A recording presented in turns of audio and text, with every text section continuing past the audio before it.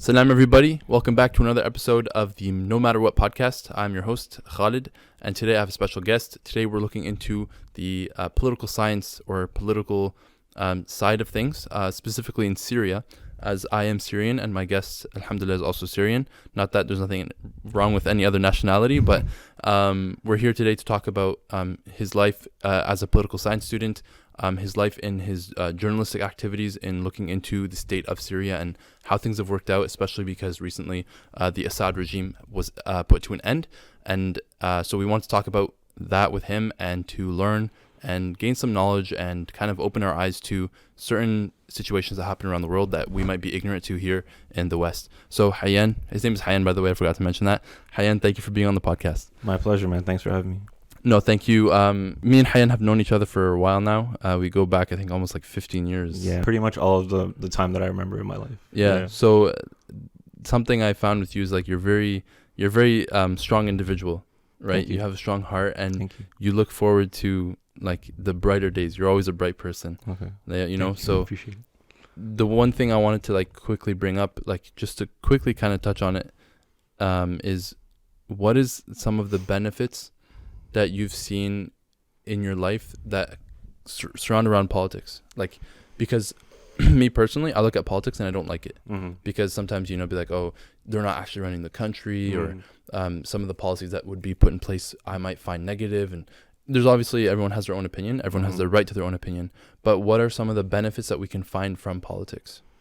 I think, obviously when you think politics, you might think government, or you might think like the leaders, the one that's elected, which, aren't really popular. But there's always people working on the ground who are really trying their hardest. And you come across great people who mean well, and they work within a flawed system to try to correct it. And the idea that, things suck, so we leave them alone, like you have to want to try to improve them at the same time, and we don't get to improvement without working on that. And I know a lot of people are disillusioned with politics, but because of Syria, like because of 2011, like since 2011 I've grown an interest in it, because I saw the injustice of Syrians, and that kind of like led me on the path to pursue a career in politics, to pursue studying politics, to pursue like student council at school. Like I know we were both presidents. We're student council yeah So like I've just always loved the idea of being able to change something that you don't like, and for better or for worse, politics is that avenue to be able to affect change. So you are studying politics right now? Yeah. And do you find the politics that you study in school, this is at university level, right? Yeah. So do you find the politics that you study in school, is that what's being practiced? Is that something, or is it something that's like, because I know with university is usually theory, but is studying politics at school in a academic level, is that, does it actually cover politics? I mean, yeah, like first year we had to take Canadian politics, which I hated that class, but yeah, of course it describes like a lot of policies and the way that the powers are split up in the country according to the constitution. And so like we studied that, but yeah, most of it is theory, and a lot of it is like, I prefer like international stuff. I prefer like Middle East or comparative politics between different regions. And it's not like they're teaching us how to govern. They're just teaching us how to properly analyze it. And along the way, like you develop your own theories of what governance should look like, what models should be used. And hopefully like, we go on to affect change in a positive way, that because we have learned a little bit more about what works, what doesn't across various parts of the world. And personally, I personally studying politics has actually led me to believe that like no one should be a career politician. We should actually all just be involved in politics to some degree, and that we should just be looking out for our own communities. And it's kind of like a jury duty. How you get called up for jury duty, and you're tried by a jury of your own peers. I think that's how government should work, not through elections where manipulative people make usually win. And People like get manipulated for a vote, and then you have to wait 4 years until they're gone, and people can lobby them and stuff like that. Like regular people in parliament would actually do a much better job at affecting like positive change than leaders who can be corrupted and who can stay an indeterminate amount of time. So are you saying that politics should be more like not volunteer based? Because I do believe that there should be some like compensation, right? But are you more saying like it should be you like working professionals who do it on the side, or like if you're, let's just say you're elected into politics, you would be like your role would like diminish to half responsibility? And no, yeah, like I think a lot more of government should just be like jury duty, where it's a public responsibility, it's a public duty. Yeah, you're compensated for it, and then like, you know, maybe within 2 years that's it. And obviously your work, like you get a jury exemption for jury duty, and same thing would happen. And hopefully like we would also have to work on education too. Like, you know, your civics class didn't teach you much, right? It was like correct. It was one class in grade 10. Half of it was on careers, the other half was on civics. It didn't really, you know, but I would hope like every year we learn civics in school, and then it prepares you to be a member of parliament someday, you know, because Right. I think like everyone has the capacity, and there's also like, you know, the wisdom of crowds. If you ask 100 people how many jelly beans are in a jar, and then you averaged out the answer, you'll usually get something very close to the actual number. Oh, really? Because the worst guess is canceled out by like the worst guess on the lowest low end side, yeah. and the worst guess on the highest end. They cancel each other out. Okay. And then eventually you usually end up with the straight middle. And so the bigger the crowd gets, the more accurate that number will be. Interesting. You know what I mean? Yeah. So I think like there's a value in public participation and considering it a duty, in not because a career politician has a vested interest in remaining in power. Correct. They're going to make decisions based on that. I see. Whereas if it's just a temporary thing, everyone's required to do it. There's not that inherent vested interest in preserving power. You're not going to make decisions based on that. You're just going to be like, I'm here. What's the best thing for my people? What's the best thing for me? You'll vote in policies that benefit yourself, but it's okay because everyone is yourself. You know, everyone is you. You are everyone, and you know, like yeah, you wouldn't have like people just saying like sending other people's kids to war. Like now it's us that would be like signing on. Okay, like you know what I mean? The like, politician would be the one on the front lines with the people. we would be the politicians, so we make those decisions for our own country. And obviously like there's got to be a majority consensus, stuff like that. But I'm talking myself out of a job, but straight up because I believe that like politics is for everyone, and it's inaccessible right now, and we should make it more accessible like we do with juries. Okay, I see. And would you say that the field of political science is that specifically studying, like could you describe it, like are you studying the, like let's just say you're looking at parliament, are you studying what they're saying in parliament, or like what is the field of political science? It's not really a science. I don't like calling it a science. It's a humanities subject. It's like my classes like are about international relations. They're about you know, different I also take like philosophy classes and political philosophy classes.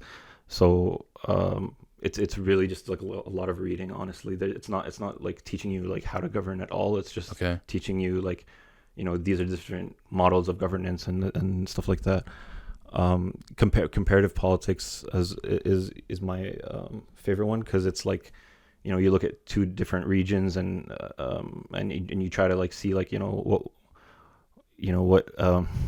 what works and what doesn't, and like what can be transferred over from one region to another. Because, you know, a lot of regions like may look the same. Like Middle East, a lot of people think that, you know, every country is kind of the same, but obviously it's very interesting to look at like the different ways that countries were founded and what it ended up being over time, and how two countries right next to each other can wind up so different, like North or South Korea, for example. Like it's interesting to learn about that stuff.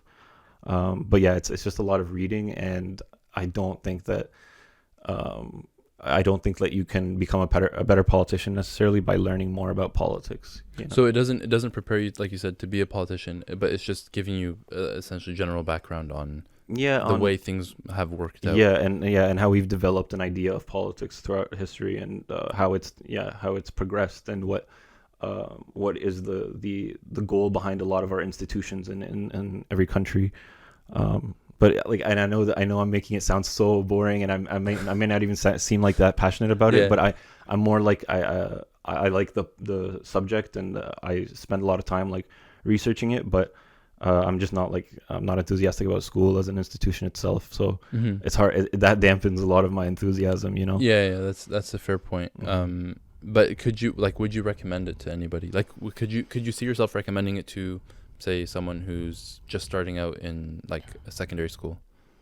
I think everyone should go to college. Like, I think, you know, but I also think it should be free. So I understand that it's like, it's pretty inaccessible, and student loans are like a whole big deal. And so I think like you got to think of it as recommending someone to go to post-secondary education in a world where often like undergraduate degrees and bachelor's degrees are not proving to have the same merit as they used to, right? But also to take it in a non-STEM field, or, you know, in humanities, or in specifically politics. So yeah, like if I judge someone's aptitude that like, oh, maybe they'd actually be interested in it, like I wish we could live in a world where I could just say like, hey, you seem passionate about politics, take politics. But people are thinking about a career. They don't know what career they can put with that. But like a lot of people I work with in the government, they studied politics, right? Like it's, you know, they studied political science, and they ended up in public service, and that makes sense, right? This is a government city, and a lot of the jobs here are with the government, and so it's a natural progression, you know, to work in public service. That's a fair point.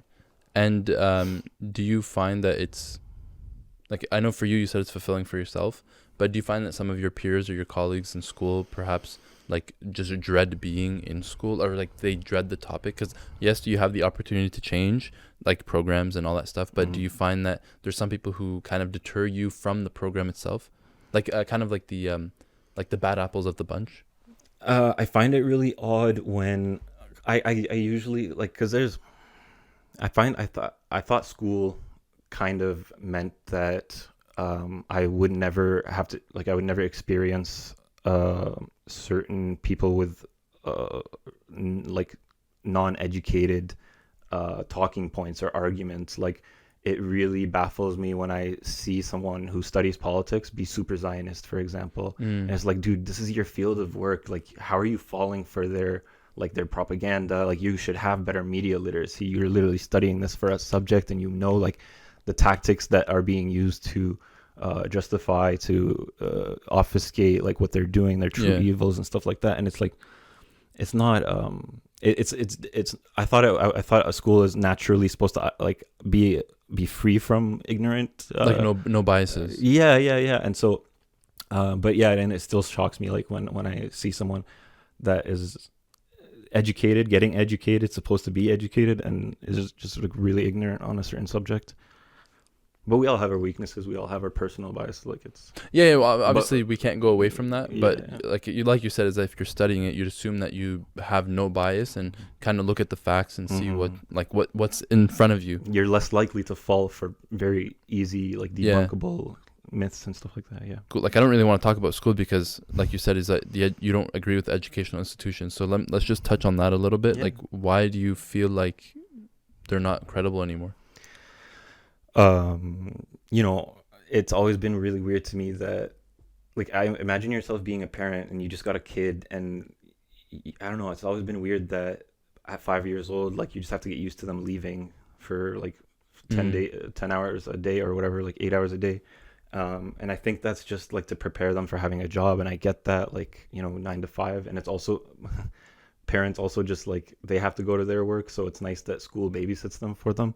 But I personally, like, I wish if I could afford it, I could homeschool my kid, or if I could send him to a Montessori school, where I've heard like they actually try to develop education to adapt it to people. And because I feel like it's school is like a very conveyor belt system, you know, they just run the kids through the system, and they don't care about the outcome. And we've never tried to address it or reform it in any way, and it's not gotten better in so long, even though school's getting more and more expensive.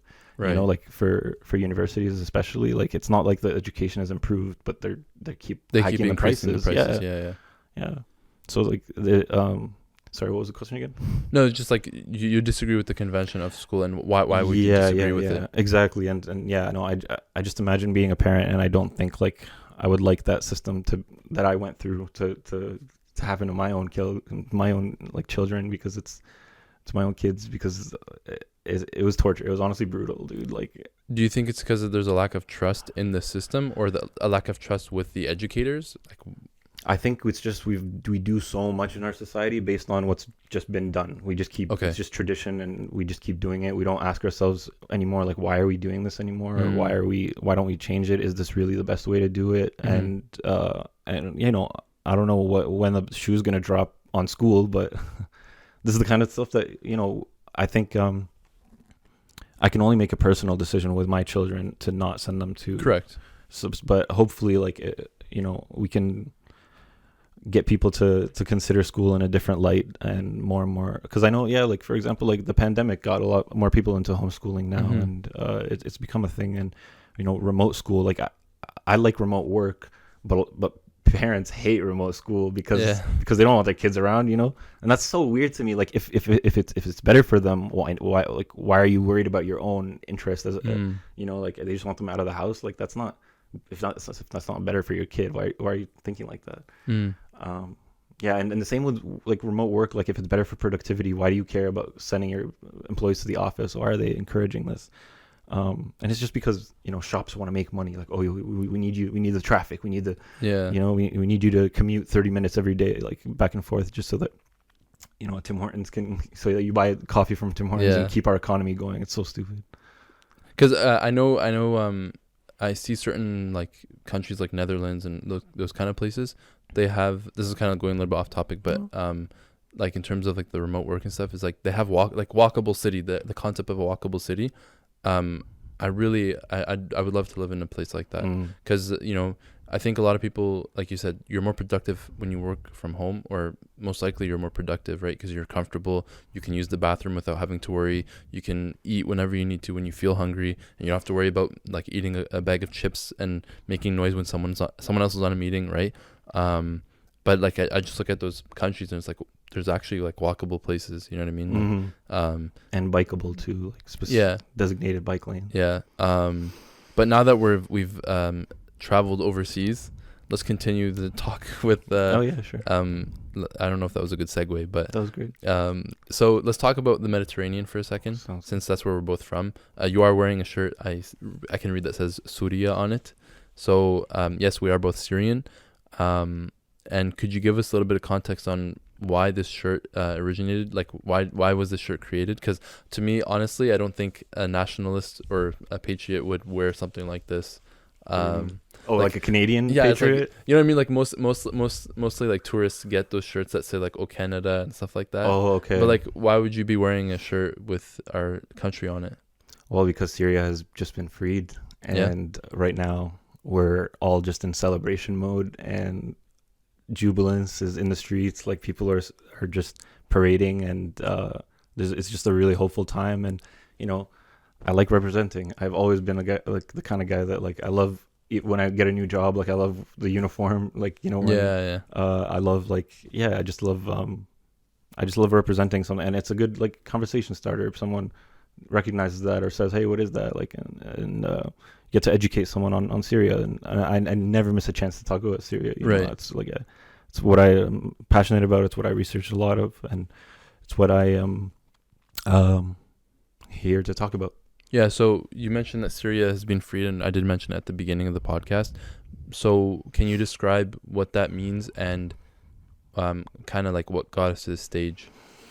Like, what does it mean for Syria to be freed? Let's start with that, and then we'll continue with the other things. What it means for Syria to be freed is for thousands of prisoners whose parents had no idea where they are, whose children don't know where they are now being reunited, and people who have disappeared that did nothing wrong because of a regime that just likes to control its citizens and make sure that there is no dissidence and no concept of opposition in the country.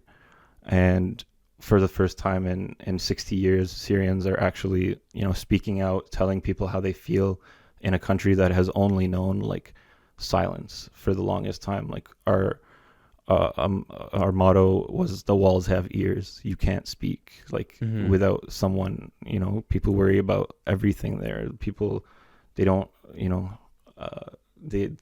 Yeah, they even use code words to talk about anything even close to political. Like when my mom would when my mom would like call her family back home during the 2011 like protests, she would tell them like, hey, it's going to be really hot today, don't go outside. And what she meant was she heard that, you know, Assad is planning a suppression of the protest, like he's planning to actually shoot this time, and she's like, just stay home, you know. So like, and you know, that's what it means for Syria to be free. It means that, you know, for the first time people are actually able to express themselves and feel joy, like genuine joy, and organize. Like a lot of people are organizing now, and actually like, because even if you wanted to do something good for the community, like you can't just, they see that as a potential organizing that could eventually become opposition or like something. a gang unit or something. So like even if you're literally like a group of kids, there's a Daraya youth group who picked up litter, and they were arrested because they were organizing. They were just a group. Because they're a group, it's like they fear any kind of solidarity among citizens. And the only places in Syria that, you know, communities could gather was at their religious institutions, and that's why a lot of the times the protests would happen on Friday prayers, like after Friday prayers, you know, because everyone's already together. Exactly. And that was when, you know, you're allowed to congregate on Fridays, right? But man, even like there's records of the reasons people were arrested when they broke into the prisons and freed them. One guy was literally arrested for going to Fajr prayer. Oh, like geez. You know, like it's like, because they suspect, he must be like super religious, maybe like, you know, he might be an extremist. Exactly. Yeah. It's ridiculous. Hopefully whatever comes next, like we'll address it and we'll resist it just like we resisted this regime. But for now, like nobody can take away our hope, our joy, our celebration. Like today in this time, this period is our period to celebrate. Like after years and years of being knocked down, beaten, told, you know, you shouldn't have done a revolution, that's what you get, stuff like that. After watching, you know, people visit my country that I couldn't visit and tell me how beautiful it was when I haven't gotten to see any of that country except for Damascus a few times. So yeah, I'm really excited. So to describe the regime, when did it first start? Yeah, so in the 1950s, Syria had a multi-party democratic state where there was coups for sure, like it was going back and forth, and it was said like whoever controlled the radio was the leader of the country, because they just announced, at the time they just announced that they're president, and people would just move on and carry on with their life. But then in 1963 there was a coup by the Ba'athist Party, who was a little more militant, and they started to turn the country into more of a military state, and giving like jobs in the government to more military people. And the head of the defense minister was Hafiz al-Assad, and the leader was Salah Jadid. And they had, you know, they got into a few arguments, and then in 1970, in the corrective revolution, Hafiz overthrew him. And so we've basically had this party that's been in power, the Ba'athist Party, since 1963. And then did you ask about the history or how it's like, just like where did the regime start? Like, yeah, so in 1963, that's when it started, and we've had Ba'athist rule since 1963. We've had Hafiz technically ruling since 1963, and then his his son took over in 2000 after he died, and the constitution was literally changed to his age so that he was able to run as president, and he won by like 99%. So if we let's go back to 1963 for a second. So Hafiz just got in power. I'm assuming, like, were people happy about that? Were people like mixed emotions? Can we speak about what happened in history from then? And then, like, let's just say if we go in by decades, like let's go from 63 to 73, 73 to 83, 83 to 93, and then I guess late 90s is where the Hafiz, I guess, passed away, and then we could talk about how Bashar came into power. Yeah, so 1963 was, like I said, like it was a period of more repression, like it was becoming more of a one-party state. And then with 1970, it was completely done. Like now it was a full-on one-party state. It was a police state. There was the failed experiment of uniting Egypt and Syria had actually like led to us also getting more authoritarianism because of the Egyptian regime integrating with us. And once they were kicked out, like then Hafiz kind of just became the biggest tyrant, and people appreciated him because he ran a good propaganda campaign, and they also saw him as a strong leader who was able to overcome the odds, and and that he told stories of how he was like, he came from nothing, he came from a peasant family and stuff like that. Just like all leaders, like they gave themselves a story that could relate to the people and that people would pick up, and he also like made an effort to create a cult of personality around himself, like erecting millions of statues that we're now seeing finally toppled to the ground. And this was actually the period where a lot of people left because it was like they could tell like it was just becoming more and more oppressive, including a lot of minorities too. Like the biggest drop in Syrian Christians was in the 1970s. 1980s more of the same.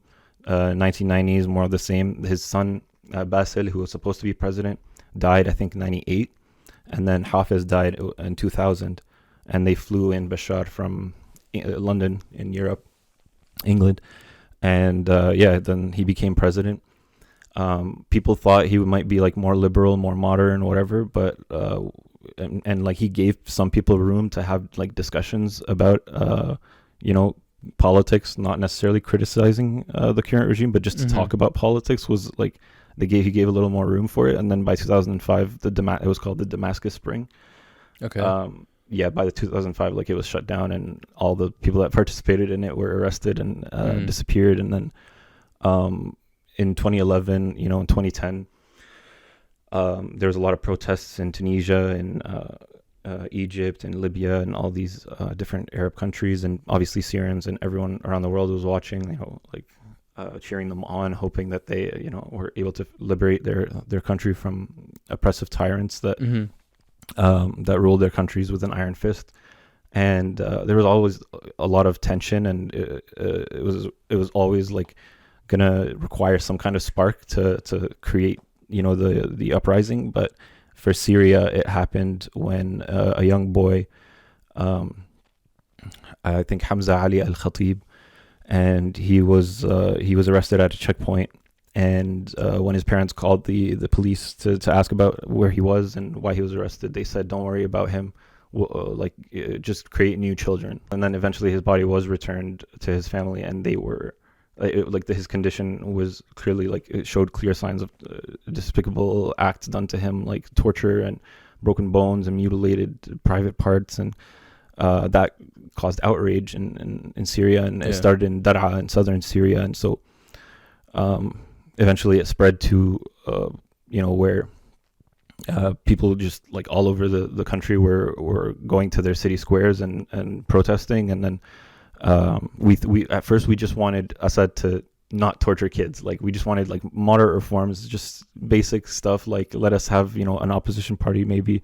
No, he refused. He couldn't help himself. He killed everyone that was protesting. He shot at protesters, and eventually people like armed themselves and barricaded the streets to keep the police out, and that's when it descended into civil war. If we want to talk about the civil war for a second, I want to kind of understand, because I can't see it from like a human perspective, like just thinking from a human to human. It doesn't have to be religious parties. It doesn't have to be nationalities. What kind of president or what kind of person would like order this kind of stuff to happen? For sure. I skipped over like the 1982 Hama massacre. Like his father was a brutal leader, and he crushed dissent whenever it came about, because he just believed in total authority, in no take no prisoners, kind of like just absolute brute force. In 1982, the whole city of Hama was razed to the ground because some people, I think there were about 2,000 people were protesting. And he ended up absolutely butchering at minimum 40,000 people. And it was horrific. No one in that city doesn't have a relative or a friend who was either detained or killed by Assad. Oh my goodness. Yeah, and they went door to door, like literally killing everyone. It was horrific, and that was when Syria became more isolated. And obviously, he was dead. So like Bashar during the civil war, like still had his father's philosophy, and his mother was apparently like pressuring him to be just like his dad, to just like crush dissent and to take no prisoners, have no mercy at all. Like all of these people that don't, like, they deserve it and stuff like that. So, you know, and all the tyrants around our region and all around the world, like, they care about their own power. They care about self-preservation at the cost of their whole country. Like, you know, the prosperity, the economy, the people. Yeah, exactly. They'll tear down everything just for their own throne. You know. Yeah. Hubris. So, but who supports this? Like, you know what I mean? I'm fortunate enough to be we're fortunate enough to be living in a different country. But it is unfortunate that we see this happening to our brothers and sisters. But, you know, like, you might say, like, I know we can't, like, at the point, maybe that's why it happened. That's why it had to happen, that the regime was like that, and it's just the sequence of events made it so that the regime had to end, because people finally stood up and were able to say something, because of what happened in the past 10 years, right?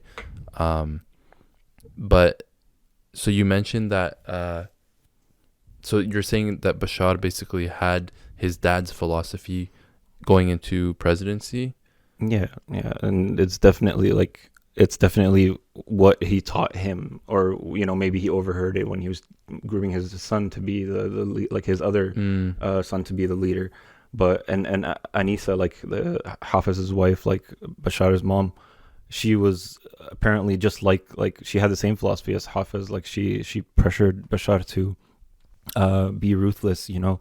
And Mahir, his brother's also in the army, and he's like apparently like an actual like sociopath or psychopath. Like he's actually deranged and like really, really violent. Also, another funny part is like apparently Bushra was the most apt at leadership, but they didn't think Syria would be ready for a woman. Is that their president? Sister? Their sister, Bashar's sister, yeah, Bushra.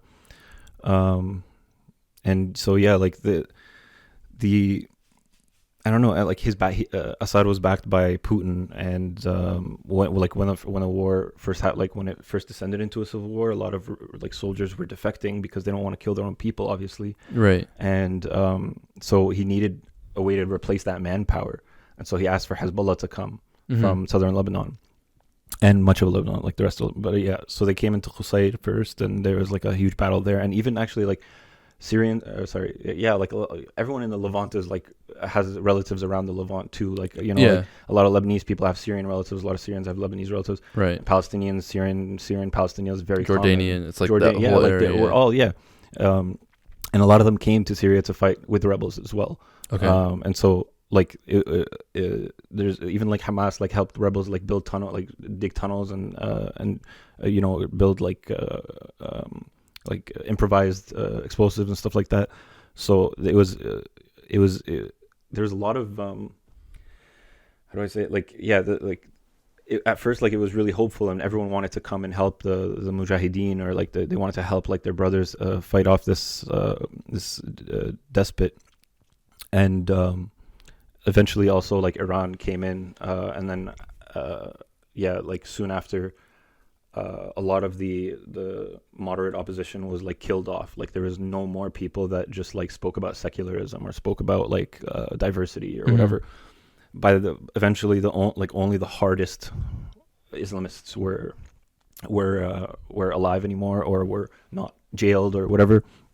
And a lot of that culminated in Daesh, like the Islamic State, ISIS and stuff, and they committed like horrible atrocity, and it was literally like a fulfillment of what Assad wanted, because he had always, like, when there was moderate opposition, he always told us, like, he told the Syrian state that these are all terrorists, like they're just head choppers, jihadis. They they want to kill Christians. They only hate me because I'm Alawi. Like, you know, when it's not true. Like when a revolution first started, everyone was united. we didn't promote sectarianism, and like there was infiltrators into the protests and into the rebels that were definitely sent by Assad to undermine the revolution and to prove him right, to say that they're always jihadists, they're always this, they're always that. And yeah, and so once ISIS happened, like I personally checked out. I dissociated with Syria, and I was just like, I don't see anything happening positive in that country anymore. And I was getting really used to the idea of like, we're just never going to see our home again.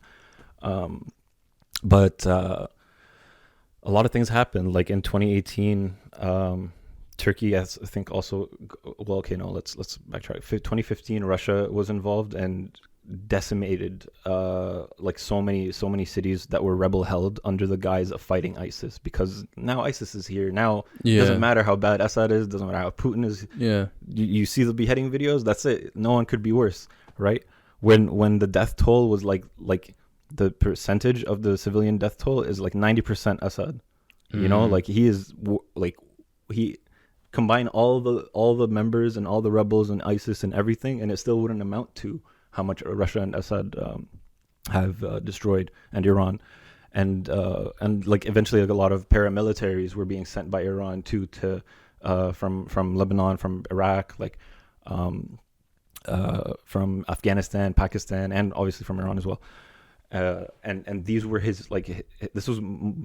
were the ones doing most of the heavy lifting, because the Syrian army was not motivated, bro. Like they just want to survive, they just too afraid to leave. But then like the rebels just like, they were never given air power like by the West, or they were never supported with a no-fly zone or something like that. So when Russia came in, like it was over. Like they destroyed everyone, and you can't fight planes, right? The U.S. like was really hesitant to support rebels, and they gave a few of them like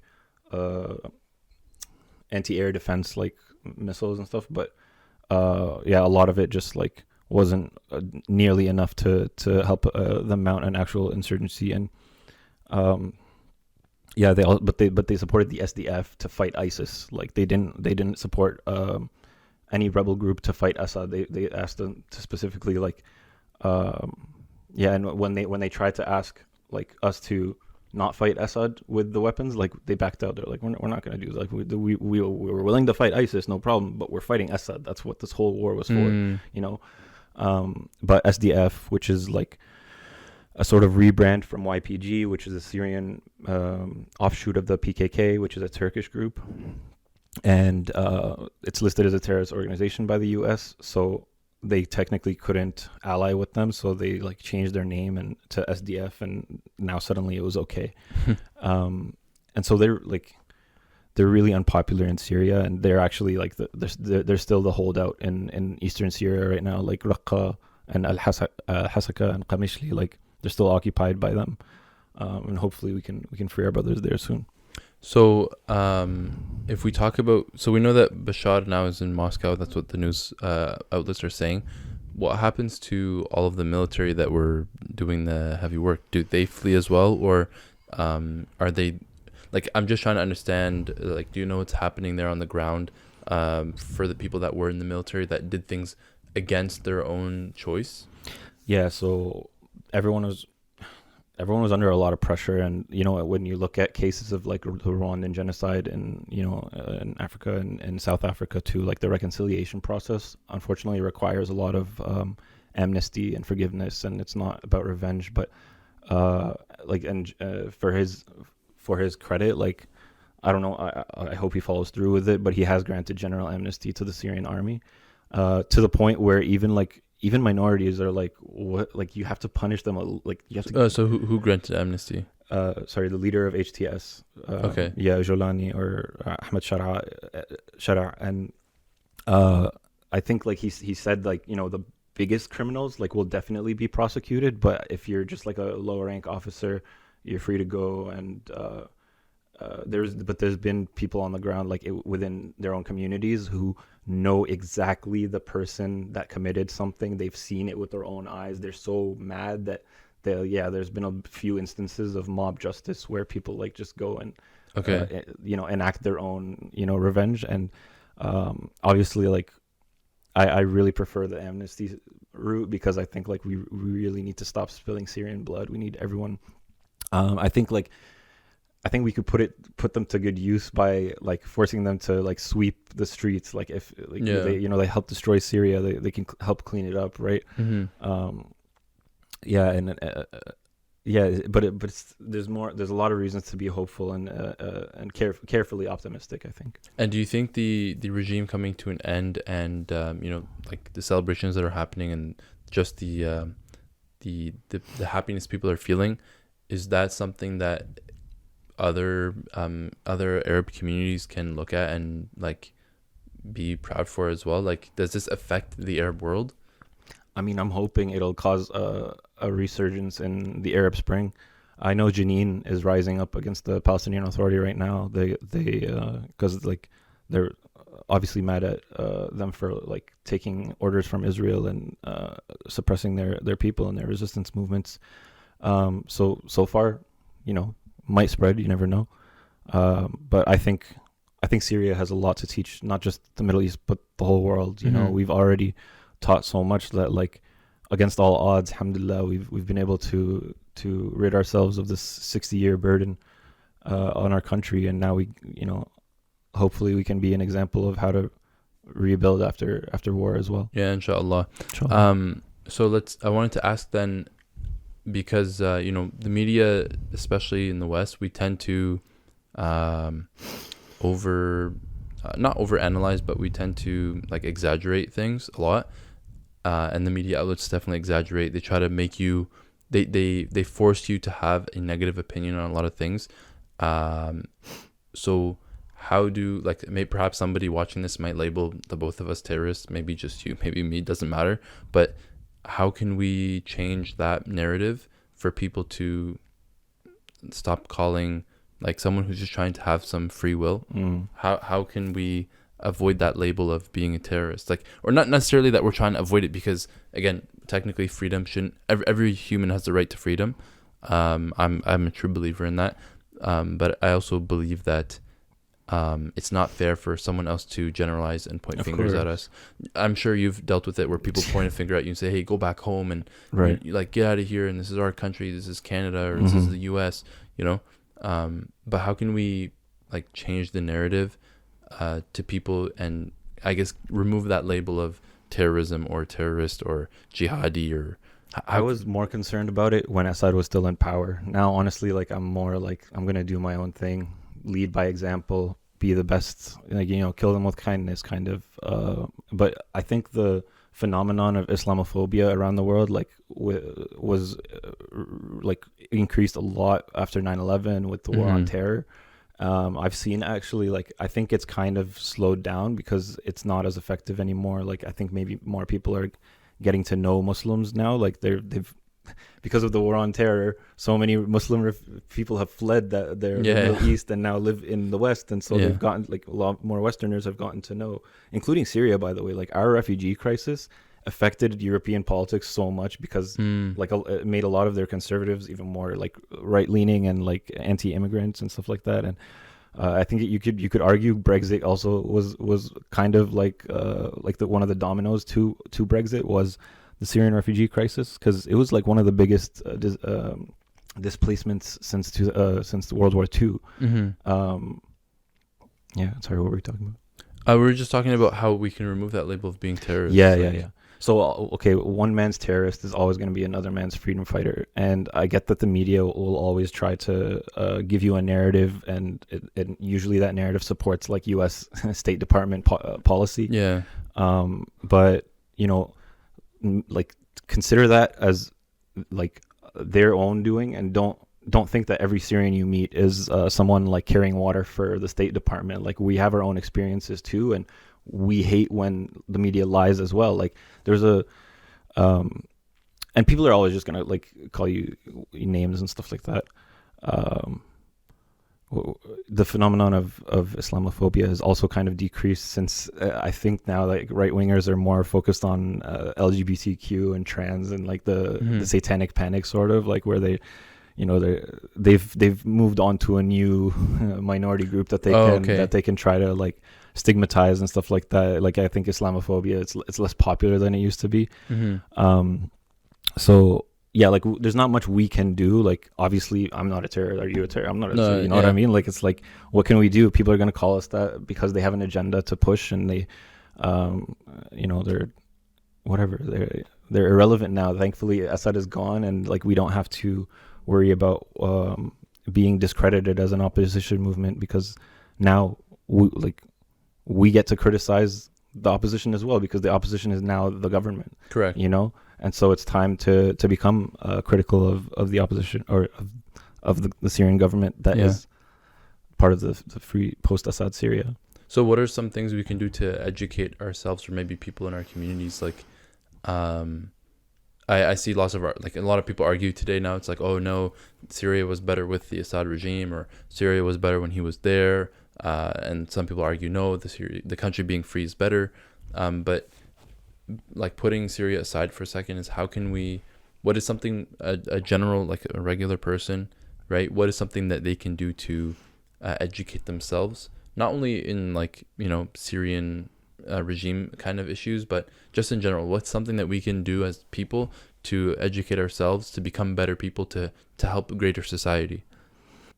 I think, talk to people from those countries. Like it's always interesting to meet someone from a different country that you've never lived in, that you've never experienced. And even if you've like gone as a tourist, you don't know about like the actual dynamics of living there. And so every time I meet someone, like a person of color, or like someone that looks like an immigrant, like I always like, I don't know if it's appropriate, like, and I always tell them like, hey, feel free, you don't have to answer or anything, but I always ask them like, hey, what country are your parents from? Like, and I try to ask them about like their family's politics, like what politics are like in that country. And I've always found that really interesting, because that's stuff that you just can't get, like when you're researching and stuff like that.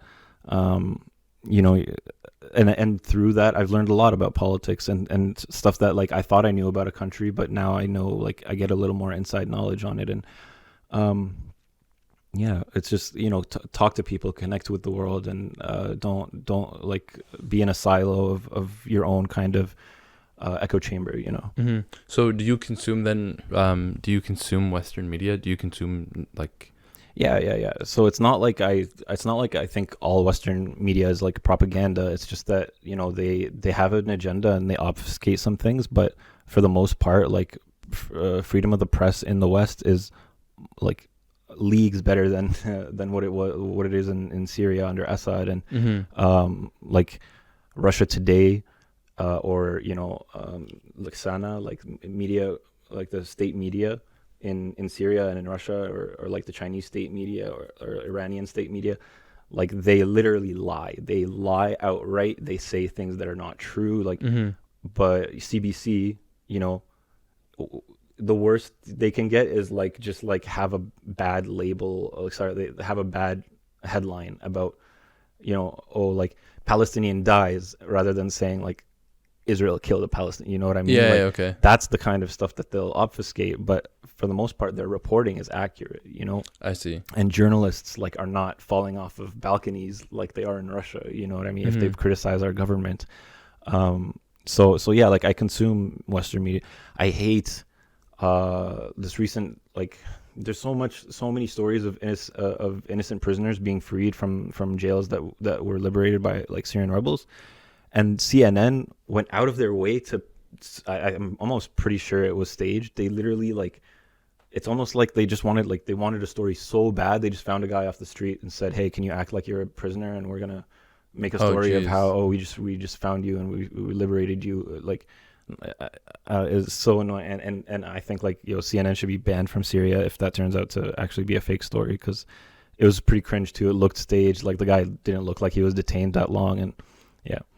Like was it like it was the guy speaking English or something, or no he was speaking Arabic, but okay. he just, it looked like and man, I hate being suspicious of someone like in that situation. If it's true, like I would hate to think that. Correct. But it's CNN and this is why I hate liars. Like they make you question all your reality. It's like you're being gaslit like all over again.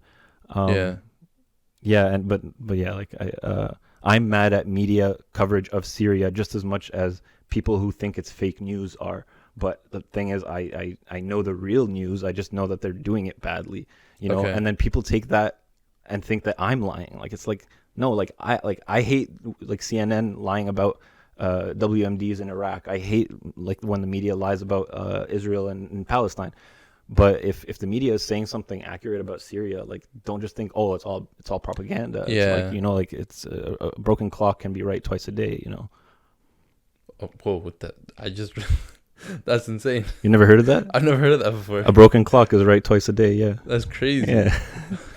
It's a really common saying. Huh? It's a really common saying. I've never heard that before. Oh. But that's I guess that's really good. That's a really good saying. Wow. Jeez, I wanted to segue into something else, but actually, like, that completely caught me off my, like, jeez. What the? Okay. So for yourself, you're very educated in, like, politics, Syrian government, and, like, Syrian, I guess, lifestyle. Do you have any, like, do you post this anywhere? Do you have an outlet? Like, what, do you just hold this inside? No, man. I research, and then I get triggered by someone saying something online, and I decide, I'll make a video about it. And I started on TikTok during the pandemic, and they banned me, and I made another account, and they banned me, and I made another account. So I kind of stopped with TikTok. It got too annoying. Like, it's just a terrible platform. But I am still on Instagram as Hayanomi, and you can spell it the same way, like in every platform, Twitter, YouTube. I'm there. I'm like, it's a mix of short form and long form content like this as well. Like, I do interviews with other Syrians and try to get more perspectives than just mine. And Right. And like Syrians of all stripes. Like, I had an interview with a Druze Syrian, a Syrian Jew.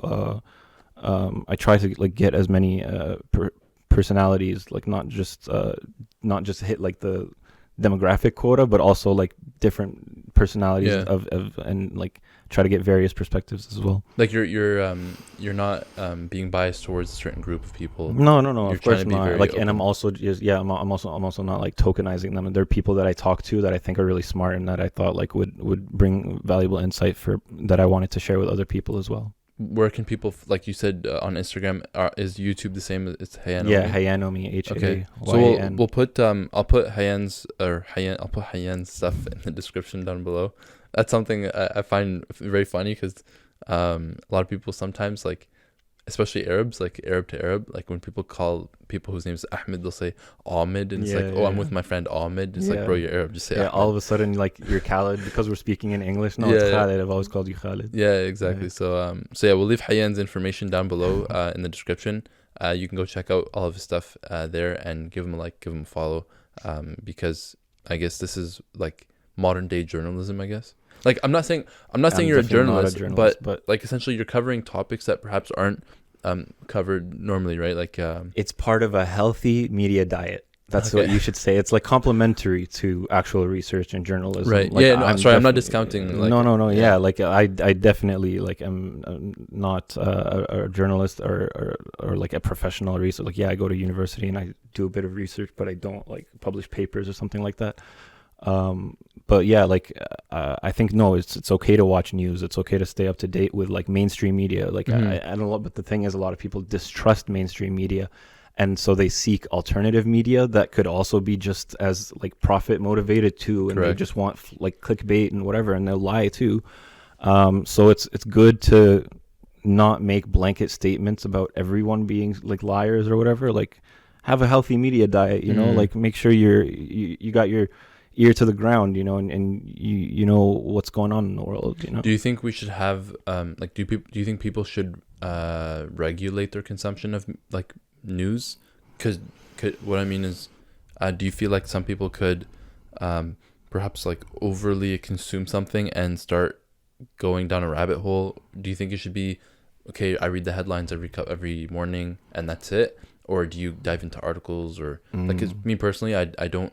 I've dived away from Reddit for that purpose, because I found that when I was on Reddit, it's just like, especially because you're on subreddits, right? So you're not in a general space. You're in a community's like comment section, and you're just getting this opinion of like battered to you, and you're like, hey, wait, I don't like what I'm reading, right? like you said, like you could just keep going or find some other stuff. But do you think you should consume news in moderation? Yeah, honestly, like don't let it affect your personal life. Like if you're doing enough, like if you're watching enough news that it's affecting you personally in any way, like it's not worth it. Absolutely take a break. Like don't let it affect any of your actual life. But I think it's nice to have something that you're interested in that you check up on. Like I remember before I started making Syria content, like I was following the campaign of Andrew Yang in the US, and he got me like really excited for the idea of universal basic income. And so I added that to my Google alerts, you just universal basic income, and whenever there's an article published about it, I'd read that. And so find a subject, find something you like, and like maybe like just keep yourself in the loop about it, and through that like you'll develop a bigger understanding of like a lot more things like that are related to that subject and so on. But the days of like every morning you read your newspaper, like I think those are gone. Like first of all, no one reads like newspapers anymore, but I think also headlines, like I get notification headlines all the time from Google that I didn't ask for, but they still send them. And so like like you read a headline once in a while, okay, it keeps you up to date. But like just have a healthy media diet. It doesn't matter. I'm not going to tell you what sources to watch or read from or trust, but although I'll tell you the ones that are liars, like on Syria especially. But in terms of like your consumption of news and media, no, like doom scrolling is bad. Yeah, you know what I mean? Yeah. So it's like it's detrimental to your mental health, your mind, your everything, for you to just start scrolling on news articles and basically affect yourself with all just that don't stuff. let it get it's like don't let it affect your personal life at all. It's not worth it. You can always like go outside, talk to people, and create a world for yourself like that is completely away from the rest of the world, right? Like when people say they got canceled online, like no you didn't. I promise you, go to a coffee shop right now, no one will recognize you. You know what I mean? Like Okay, so you're kind of like leave your online persona or your online presence separate from your person. Not necessarily separate yourself from your personal life, but kind of don't take things that you see online to face value. Just don't like you have to remember it's digital. This is a real world here, like there's still like I'm on your screen right now as you're watching this, but like if I'm away from media or anything, like I can create a world for myself just within my own community too, that doesn't have to bleed into my life. So okay, you mentioned that you make content on YouTube and Instagram. I'm sure by making content like this, you target yourself from like people who oppose your opinion, and everyone's free to have their own opinion. So let's just leave that out there. You're free to have your own opinion, of course, and right. So we're not advocating for anyone to say anything. Yeah. But do you find that you have lots of haters? Oh yeah, man. Like Assad became a meme for a long time. Like that, I think that it was part of his propaganda, was to make himself seem silly and likable and stuff. Assad must go. Who must go? Can't Mossad Assad. And the most despicable one was like the emoji barrel, the barrel emoji. They literally would just like post that on my videos because Assad dropped like thousands of barrel bombs on Syrians, on innocent Syrians, which was actually like a tactic that Israel did in 1948. So he took notes and copies them a lot. So like there's no way to deal with it. Like it's so popular to be edgy online, and they like Assad did nothing wrong. Like people like just make these like stupid statements, and a lot of online people are just super irony pilled and poisoned actually, and they can't just like treat things seriously or just keep scrolling. They have to hate, they have to leave like a stupid comment. And when you get like your news from memes, from Who Must Go memes, like you're not exactly the most educated person. So yeah. So do you have any tips on how to deal with those kind of comments? Because I know like different personalities, different people have different emotion to it. Some people might shut down completely. Yeah. But like you have like it is something difficult to deal with, but you have the strength to continue. Yeah. Do you have any tips for people to deal with that kind of stuff? Yeah.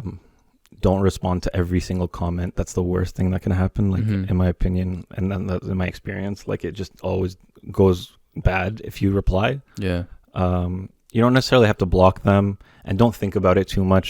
Like just I don't want to say ignore it. I know it can be hard to ignore. I know it can be tempting to read comments, but as much as you can, like, don't even, like, as soon as you notice that, as you're reading the comment, as soon as you notice that it's like negative and stupid, and like you don't need to pay it any attention. Like, you know, as long as it's not legitimate criticism, it's okay. Just ignore it. Yeah, ignore it. I cannot say ignore it, but literally, it's not worth the time, not worth the trouble, and the person behind it probably is not thinking about you. Did not think about you since you left that comment. Okay. Like it's like you're occupying no space in their brain. Yeah, it's like free real estate in your mind. Yeah, okay. Wow. I appreciate you, Hayyan, for coming onto the podcast. Of course, man. My pleasure. It's a pleasure to talk to you about our home country and like learn some of the history that happened around it, because I personally distanced myself from the politics because I didn't like it's like you said that you checked out after a certain point. I believe I had the same, or I know that I had the same sentiment towards it, but I appreciate you coming on and educating me about what happened and how things worked out. And, you know, we hope that everyone has the chance to freedom. We hope that like everyone deserves the right to freedom. So inshallah, that's something that everyone can experience. And not only for individuals, but for our countries. And not just Arab countries, by the way, like whether it's China, whether it's North Korea, everywhere, Ukraine, anywhere. So thank you so much for educating us today. My pleasure, man. Do you have any last messages you'd like to send to the fans out there? If you don't stand for something, you stand for nothing. We're not free until everyone is free. That's a fair point. So, I mean, I guess it's a team effort. Yeah, at man. the end of the day. We're one ship. One hole in the ship will sink us all. Very good point. Yeah.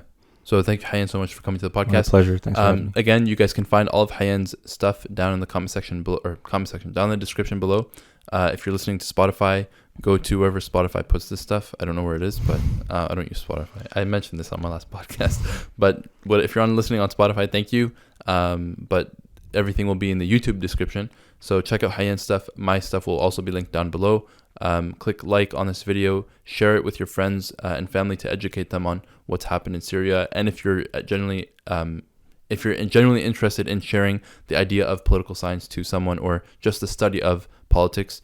So thank you so much for watching, and we'll see you guys in the next episode.